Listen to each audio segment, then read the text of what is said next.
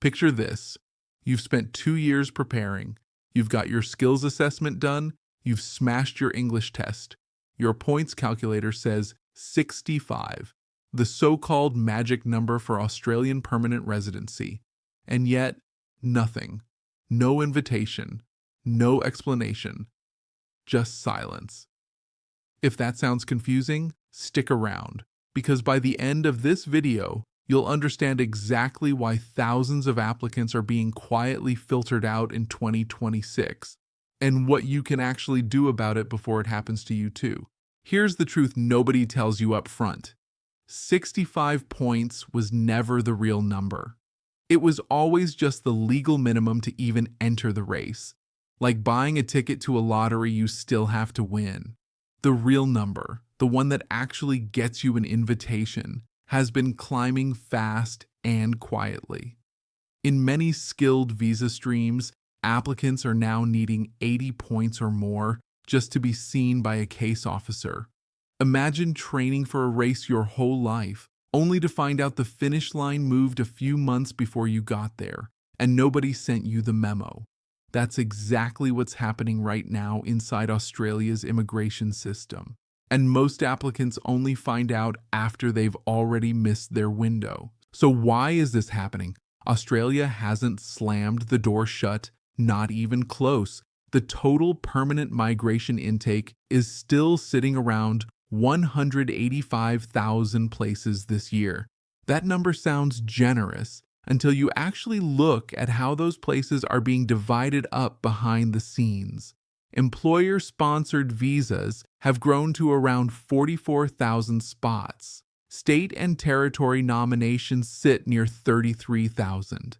But the skilled independent visa, the pathway most international applicants rely on, the one where you don't need a sponsor or a state government to vouch for you, has been quietly squeezed down to under 17,000 places. Same total intake, same headline number politicians love to repeat, but completely different odds depending on which door you happen to be walking through.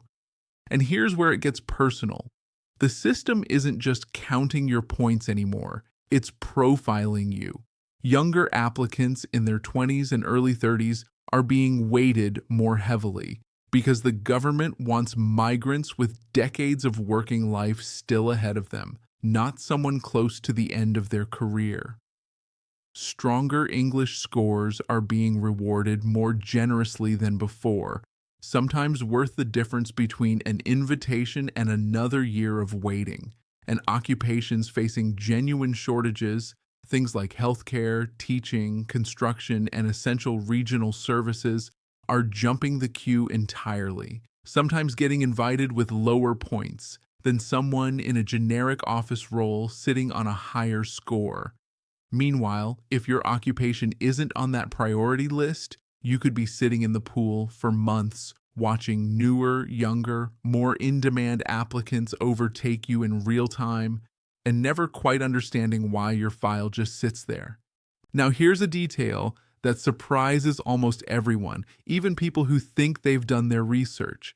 Being already inside Australia might matter more than your score on paper. The government has started signaling a real and growing preference for onshore migrants, people who are already living, working, paying tax, and contributing here, over applicants applying from overseas with no local footprint at all.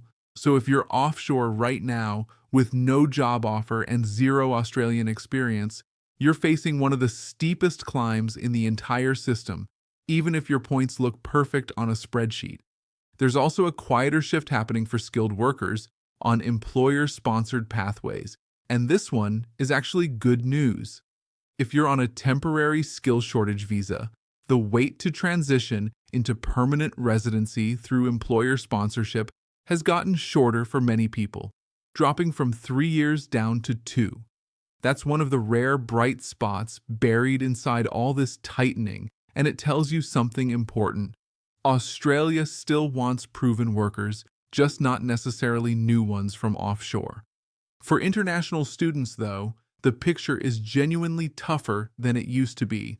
The temporary graduate visa age limit has been pulled down to 35, cutting off a path that older students used to rely on. International student numbers nationally are now capped near 295,000.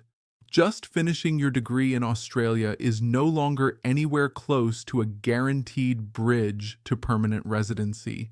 It's become one option among several, and honestly, it's not even the strongest one anymore. Tuition fees keep rising, processing checks keep getting stricter, and the safety net students used to count on has gotten noticeably thinner. So what actually works in 2026? Regional migration. It's no longer the backup plan for people who couldn't make the cities work. It's becoming the smart plan for people who actually understand the system. States are running their own occupation lists, their own nomination programs, and their own timelines. Many successful applicants this year aren't necessarily the ones with the perfect point score. They're the ones who stayed flexible about location and applied where the competition was thinner. Some people are applying to multiple states simultaneously just to multiply their chances, almost like spreading bets across several tables instead of betting everything on one.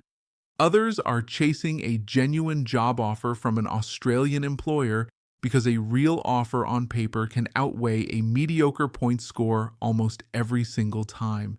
If there's one thing to take from all of this, it's that passive eligibility is dead. You can't just meet the minimum, submit your expression of interest, and quietly wait anymore, hoping the algorithm picks you.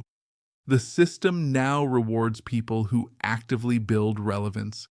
The right occupation code, the right state alignment, the right English score, the right local experience, and sometimes even the right timing down to which invitation round you land in.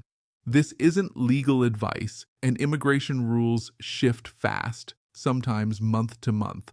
So always confirm your specific situation with a registered migration agent before making any big decisions.